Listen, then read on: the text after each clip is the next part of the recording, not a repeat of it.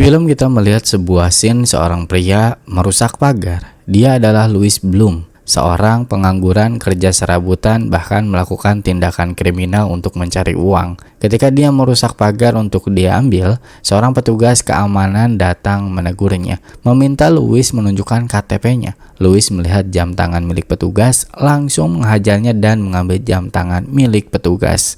Hasil mencuri pagar malam ini ia jual dengan tawaran rendah. Louis bersedia dengan harga berapapun, asal dia bisa diterima kerja di sini. Louis dengan percaya diri memperkenalkan dirinya yang gigih, penuh ambisi, dan pekerja keras juga gampang untuk mengerti. Semua itu percuma karena ternyata bengkel ini menolaknya. I'm not hiring a thief. Saat di perjalanan, Louis melihat sebuah kecelakaan. Dia menepi untuk kepo, lalu muncullah Van, dua orang membawa kamera merekam kejadian kecelakaan. Louis yang semakin kepo bertanya pada jurnalis lepas bernama Joe. Dia menjelaskan kalau rekaman barusan akan dijual ke stasiun TV yang mau membayar mahal. Semakin heboh atau semakin tragis dari kejadiannya, harganya akan mahal. Seperti sebelumnya, Louis pun menawarkan diri untuk bekerja dengan Joe, namun Joe menolak permintaan Louis. Hey, we got a 211 on Rosecrans. Hurry your ass! Besok paginya saat sarapan, Louis menonton TV, muncullah berita kecelakaan mobil semalam. Siangnya, Louis lagi santai di pantai. Melihat sepeda balap yang diparkir, dia mencurinya dan menjual ke toko. Karena mendapatkan harga murah, Louis memilih menukar sepeda ini dengan kamera dan pemindai radio polisi. Malamnya, Louis mulai melakukan tugasnya sebagai pekerja lepas jurnalis. Tanpa pengalaman, tanpa ilmu, pengetahuan jurnalistik, Louis malah mengganggu jalannya evakuasi dan beberapa kali diusir oleh petugas.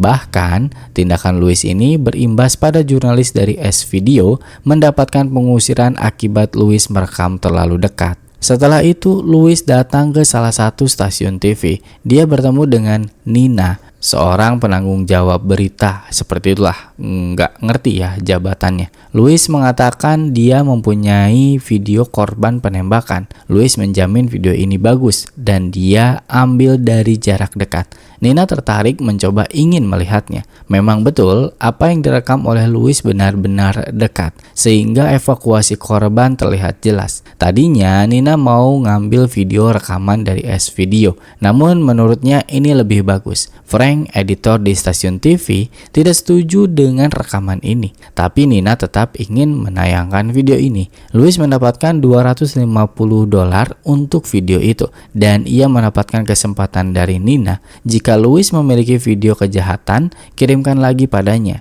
Ada bonus jika Louis mempunyai rekaman wawancaranya. Apa yang ditangkap oleh Louis adalah video dengan kejahatan yang penuh darah. I'm a very quick learner. You will be seeing me again. I believe you. Besok paginya, Louis menonton berita hasil rekamannya di tayangan TV. Dia belajar bagaimana mengidentifikasi kejadian. Juga dia belajar tentang kode polisi agar mengetahui kejadian apa yang sedang terjadi. Siangnya, Louis melakukan pertemuan dengan Rick, anak muda baru lulus SMA yang butuh kerja. Louis ternyata mencari pegawai. Rick diterima menjadi karyawannya dengan bayaran $30 per malam. Tugasnya Rick hanya mengawasi GPS ketika Louis menyetir dan mempelajari kode polisi. Seharian mereka menunggu kabar menarik, kejahatan atau sejenisnya. Sampai malam tiba, akhirnya Louis mendapatkan kabar kejadian kebakaran. Mereka bergegas, Rick yang ketakutan karena Louis menyetir sangat cepat. Dia gugup salah memberikan arahan, sehingga Louis pun terlambat. TKP sudah selesai, Rick mendapatkan teguran keras dari Louis. Dia telah menyia-nyiakan waktu dan bensin. Daripada ribut gak jelas, Louis lanjut lagi ke suatu tempat. Kini mereka nggak terlambat. Telah terjadi penembakan. Louis sempat mewawancarai tetangga, tidak mau pulang dengan tangan kosong. Louis menerobos masuk. Dia merekayasa TKP, merekam tanpa izin, bahkan mengambil sebuah surat di rumah ini. Tapinya rekaman ini justru disukai oleh Nina. Frank masih nggak setuju karena Louis melakukan tindakan ilegal, menerobos TKP. Nina setuju dan akan membeli video ini dari Louis. Setelah itu mereka berdua ngobrol. Nina sangat suka hasil hasil kerja Louis, ditambah Louis cepat mengerti soal berita-berita yang menarik. Bagaimana cara Louis bicara di hadapan Nina membuat Nina semakin takjub dengan kinerja Louis. Louis menonton hasil videonya di TV dan lanjut lagi berkelana mencari kejadian yang bisa dia rekam. Louis dan Rick terus melakukan tugas, merekam banyak kejadian, dan tentu semuanya Louis melanggar kode etik jurnalis. Seperti sebelumnya, tapi justru ini adalah yang diinginkan oleh TV. Dia sukses menjual banyak rekaman, sehingga Louis bisa membeli mobil baru, mobil mewah yang lebih cepat. Mobil ini yang diimpi-impikan oleh Louis. Tapi kelakuan Louis juga berubah. Dia menegur Rick yang membuat kesalahan meneteskan bensin sedikit sekali ke bodi mobilnya. Because if you felt like that again, I will terminate you immediately, I promise you.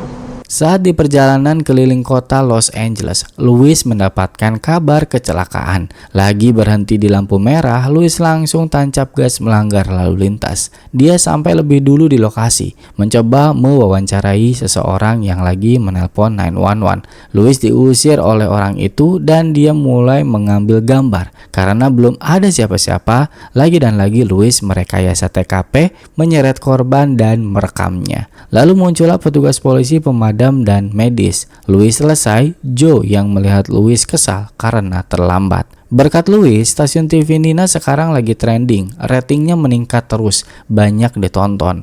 Nina terkesan dengan hasil kerja kerasnya Louis. Lalu dia melihat baju Louis ada bercak darah, tapi Louis menepisnya dan mengalihkan pembicaraan dengan mengajak Nina untuk pergi makan malam. Saat keluar, Louis ditunggu oleh Joe. Kini keadaan berbalik. Joe menawarkan kerja sama. Joe baru saja membeli van baru dan menambah unit. Dia meminta Louis untuk bekerja sama dengannya dengan tawaran bagi hasil. Alat-alat semua disediakan, kartu pers Joe dan kenalan polisi Joe bisa digunakan oleh Louis. Namun Louis tak tertarik dengan tawaran Joe, memilih untuk kerja sendiri. Makan malam tiba, tujuan makan malam ini bukan untuk berkencan, melainkan Louis ingin sesuatu yang lebih besar dari Nina. Louis ingin bekerja seperti Nina, dia ingin memiliki stasiun TV sendiri, bukan membangun tapi ingin posisinya Nina. Tentu ini permintaan yang konyol dan secara tiba-tiba, Nina nggak bisa menerimanya, tapi Louis adalah orang yang selangkah lebih maju. Louis ternyata telah mempelajari Nina, melihat seluruh karirnya Nina. Louis juga mengetahui betul rating stasiun TV Nina naik karena rekaman dari Louis. Louis juga tahu Nina tidak pernah lebih 2 tahun bekerja di stasiun TV. Louis mengerti Nina butuh Louis dan itu tidak bisa dibantah. Kita nggak tahu tanggapan Nina karena scene langsung berpindah. Saat di perjalanan berkeliling, Rick dan Louis berdebat masalah gaji Rick yang tidak kunjung naik. Rick bekerja dengan Louis sudah lebih dari 2 bulan. Rick tinggal di garasi mobil, setiap hari begadang demi Louis tapi nggak naik gaji. Louis bukannya memberikan kenaikan gaji, dia malah memberikan motivasi. Lalu tiba-tiba muncullah laporan polisi tentang pesawat jatuh. Kali ini Louis terlambat dan Joe lebih dulu. Joe di sini puas banget ngehina Louis, tapi Louis tak menanggapinya. Louis kembali ke stasiun TV bertemu dengan Nina. Sekarang kita mengetahui tentang permintaan Louis kepada Nina. Ternyata Louis mendapatkan tempat istimewa di stasiun TV ini. Nina sudah mempercayai Louis, namun hasilnya kali ini tidak memuaskan. Louis tak bisa mendapatkan rekaman pesawat jatuh. Nina untuk pertama kalinya marah kepada Louis karena dia mengharapkan Louis mendapatkan rekaman pesawat jatuh, tapi malah memberikan hal yang lain yang tidak membuat Nina tertarik. I want something people can't turn away from. I want what you fucking promised me. Perasaan Louis beda dengan hari-hari kemarin. Dia merasa gagal dan kesal di hari ini. Di keesokan harinya, Louis menyabotase mobil van milik Joe. Entah apa yang dia lakukan. Dan ketika malam harinya, Louis mendapatkan berita kecelakaan van. Dan ternyata itu adalah milik Joe. Mereka sampai di lokasi, tidak ada yang meliput selain Louis. Rick menyadari van milik Joe. Dia menolak merekam karena dia nggak mau melanggar kode etik. Tapi tidak dengan Louis. dia tak peduli, yang penting cuan. Malam ini otomatis persaingan menurun. Louis bisa leluasa untuk ke lokasi selanjutnya. Dia mendapatkan laporan terjadi penembakan dan langsung bergegas menuju lokasi. Louis bersama Rick sampai lebih dulu daripada petugas polisi. Kegilaan Louis benar-benar terlihat di momen ini. Dia datang merekam pelaku penembakan, lalu masuk merekam senjata dan para korban di dalam. Louis menelusuri semua tempat. Dia berhasil merekam 3 orang tewas di sini. Lalu kembali ke mobil. Rick udah sangat panik. Dia terus kepo apa yang terjadi di dalam. Louis gak ngejelasin apapun dan langsung pergi. Saat di tengah jalan, Louis menepi. Dia mengirim video yang barusan dia rekam ke laptopnya. Louis mengedit bagian depan rekaman itu, yaitu ketika momen menangkap gambar si pelaku yang kabur. Dan langsung di malam itu juga rekaman itu pun diberikan pada Nina. Rekaman video Louis ini bisa saja menimbulkan masalah, tapi Nina lagi butuh asupan untuk beritanya. Jadi Nina mengambilnya. Ketika negosiasi harga, Louis meminta harga video tersebut $100.000. Nina menawar menjadi $3.000. Harga terakhir yang ditawarkan Louis adalah $15.000. Louis mengancam, ambil atau dia akan memberikan ke stasiun TV lain. Nina menawar menjadi $12.000. Louis di sini mengontrol Nina. Dia tahu Nina sangat membutuhkannya. Louis akan sepakat dengan harga $15.000. Ditambah dia ingin dikenalkan secara langsung sama orang-orang penting di stasiun TV dan menyebut perusahaannya sendiri di akhir kredit atau pada saat ditayangkan videonya. Jika Nina mau menerima tawaran terakhir Louis akan memberikan video kecelakaan Joe secara gratis. Nina pun setuju. Dia memperkenalkan Louis kepada orang-orang penting di stasiun TV ini. Dan berita penembakan hasil Louis menjadi breaking news malam ini. Langsung disiarkan. Pembawa berita menjelaskan kejadian yang terjadi. Sangat minim informasi memang, tapi beberapa kali menegaskan kalau pelaku masih berkeliaran. Terus juga pembawa berita selalu mengatakan jurnalis yang meliput kejadian berulang-ulang kali sampai akhir berita dan penutup. Rating langsung melejit. Pemilik stasiun TV, bosnya gitulah ya, ingin menemui langsung si Louis ini. Besoknya, semua stasiun TV memberitakan kejadian semalam, tapi hanya channel 6, stasiun TV tempat Nina bekerja, yang hanya menampilkan gambar saat kejadian. Lalu, tiba-tiba rumah Louis diketuk oleh 2 orang detektif. Hi, I'm Detective Fanieri. This is my partner, Detective Lieberman. Benar dugaan sebelumnya. Rekaman itu mengundang polisi datang karena satu-satunya yang datang ke lokasi sebelum polisi adalah Louis. Frontieri bertanya apakah Louis melihat tersangka. Louis berbohong kalau dia tidak melihat jelas tersangka. Dia mengatakan saat tersangka kabur menggunakan SUV, dia bersembunyi karena takut. Wajahnya aja dia nggak jelas pokoknya, kata Louis gitu. Dia berbohong ya, kita tahu. Lalu Frontieri pun meminta salinan rekaman semalam yang ditampilkan di TV. Tentu bagian awal tak diberikan oleh Louis. Setelah detektif pergi, Louis men-screenshot wajah pelaku penembakan dan juga mencari plat nomor mobil pelaku. Malamnya, dia langsung menjemput Rick. Louis jujur kepada Rick kalau dia tahu pelaku penembakan semalam. Rick menyarankan lapor polisi namun Louis menolak. Dia bilang ada waktu yang tepat untuk melapor polisi. Agar Rick tak macam-macam, Louis menaikkan gaji Rick. Louis meminta kepada Rick untuk menyebutkan nominal gaji yang dia inginkan. Dengan gugup, Rick mengatakan $75 per malam. Louis pun langsung setuju. Tapi Rick sepertinya ragu, dia pengen nambah. Namun Louis mengatakan dia telah sepakat di awal tak bisa diubah. Setelah itu mereka sampai di lokasi pelaku penembakan dan terlihat mobil SUV kemarin malam. Louis memiliki rencana. Dia akan melaporkan keberadaan pelaku nanti pada waktu yang tepat. Dan dia juga bilang kalau informasi yang diperoleh malam ini bisa mendapatkan $50.000. Rick yang mendengar itu langsung meminta bayaran lebih. Dia meminta setengah harga dari apa yang didapatkan malam ini.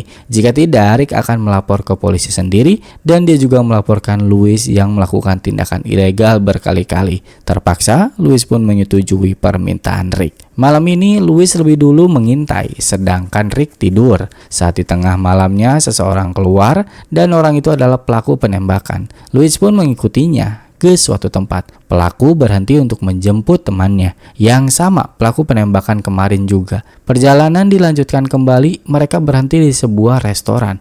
Louis juga menepi di seberang restoran.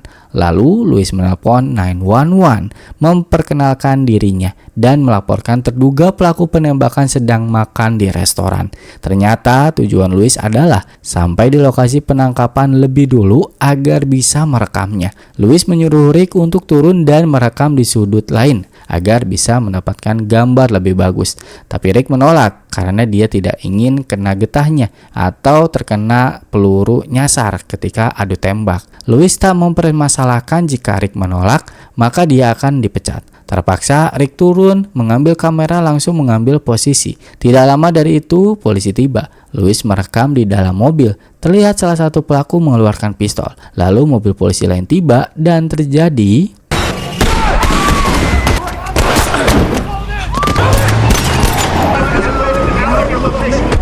pelaku kabur, polisi mengejar dan juga Louis mengikuti dari belakang. Louis menyuruh Rick untuk terus merekam kejadian. Mobil laju kencang, tak peduli lalu lintas, yang penting gambar terus terekam sampai-sampai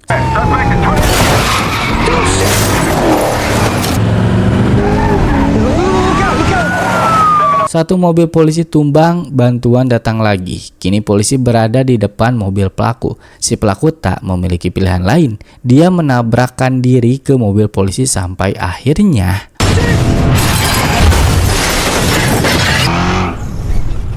Louis turun lebih dulu melihat ke arah mobil pelaku. Dia bilang kalau pelaku telah tewas, menyuruh Rick untuk merekamnya. Tapi ternyata si pelaku masih hidup dan ia menembak Rick. Apa yang dilakukan Louis hanya merekam kejadian karyawannya ditembak, dia tak melakukan pertolongan apapun. Lalu tiba-tiba polisi pun muncul. Polisi menembaki pelaku hingga tewas. Louis mendapatkan momen yang paling berharga di malam ini. Lalu Louis lanjut merekam Rick yang sekarat dan berkata dia tidak akan mempertaruhkan kesuksesannya demi seorang karyawan yang bisa mengkhianatinya kapan saja. Louis sengaja memberikan tugas kepada Rick untuk merekam si pelaku karena dia tahu pelaku itu sebenarnya masih hidup. Rick tewas di tempat. Louis mengambil kamera Rick dan pergi menemui Nina. Dia menunjukkan rekamannya. Nina pun terkesan dan bersedia bayar berapapun yang dimintai oleh